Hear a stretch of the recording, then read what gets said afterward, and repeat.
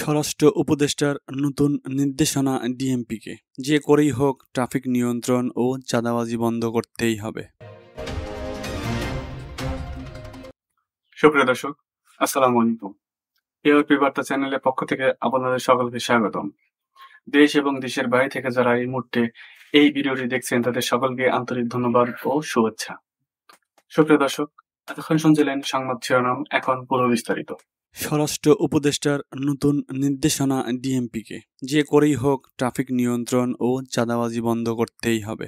আজ ডিএমপি কার্যালয়ে পুলিশের ঊর্ধ্বতন কর্মকর্তাদের সঙ্গে বৈঠক শেষে তিনি সাংবাদিকদের এক প্রশ্নের জবাবে পুলিশ সদস্যদের উজ্জীবিত করার পাশাপাশি রাজধানীর ট্রাফিক নিয়ন্ত্রণ ও চাঁদাবাজি বন্ধে ডিএমপিকে নির্দেশনা দেওয়া হয়েছে বলে জানিয়েছেন অন্তর্বর্তীকালীন সরকারের স্বরাষ্ট্র উপদেষ্টা লেফটেন্যান্ট জেনারেল অবসরপ্রাপ্ত জাহাঙ্গীর আলম চৌধুরী। তিনি বলেন, বাংলাদেশ পুলিশকে মানবিক পুলিশ হতে উজ্জীবিত করে কিভাবে তাদের পুরানো গৌরব ফিরিয়ে আনা যায় এবং জনবান্ধব পুলিশে পরিণত করা যায় তা নিয়ে আলোচনা হয়েছে। তিনি বলেন, ট্রাফিক নিয়ন্ত্রণে যে সমস্যা হচ্ছে তার উন্নতি কিভাবে করা যায় সে আলোচনা হয়েছে। এছাড়া চাঁদাবাজি, ঘুষ ও দুর্নীতি কিভাবে বন্ধ করা যায় সে বিষয়েও আলাপ হয়েছে। চাঁদাবাজি বন্ধ হলে নিত্য প্রয়োজনীয় জিনিসপত্রের দাম সহনীয় পর্যায়ে চলে আসবে আশা করি। রাজধানীর বিভিন্ন থানায় হয়রানিমূলক মামলা হচ্ছে, বাদী আসামিদের চেনে না। পুরাতন ফরম্যাটে হয়রানির বিষয়ে জানতে চাইলে স্বরাষ্ট্র উপদেষ্টা বলেন, পুলিশ কিন্তু আগে মামলা দিত। এই সময়ে কোনো পুলিশ মামলা দিয়েছে?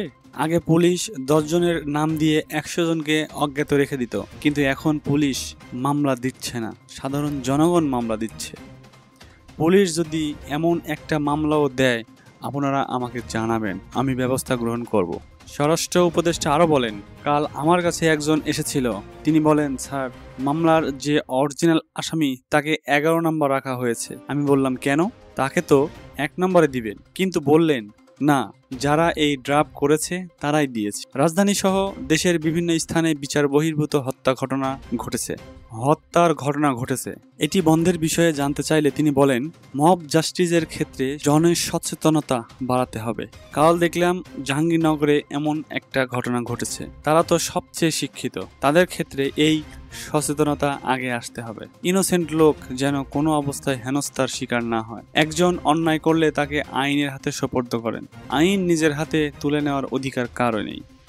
সুপ্রিয় দর্শক, আমাদের এআরপি বার্তা চ্যানেলটি নিয়মিত দেশের সর্বশেষ ঘটে যাওয়া সংবাদ সম্প্রচার করে থাকে।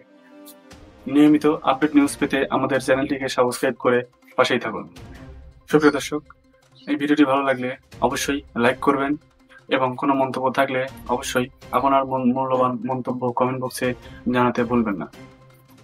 এতক্ষণ সাথে থাকার জন্য সকলকে আন্তরিক ধন্যবাদ।